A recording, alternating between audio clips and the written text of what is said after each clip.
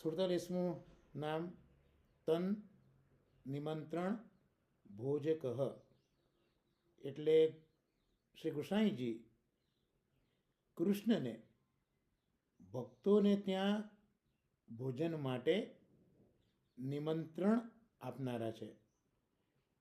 શ્રી કૃષ્ણને શ્રી ગુસાઈજીએ હંમેશ માટે નિમંત્રણ આપ્યું છે કે આપ જે મારા ભક્તો છે એ ભક્તોના ઘરે બિરાજો અને એમનું સર્વસ્વ અંગીકાર કરો, એમની સામગ્રી પણ આરોગો.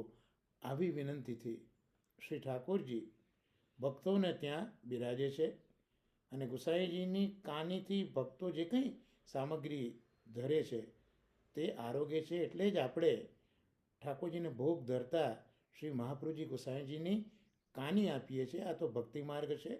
એટલે ભક્તિ માર્ગ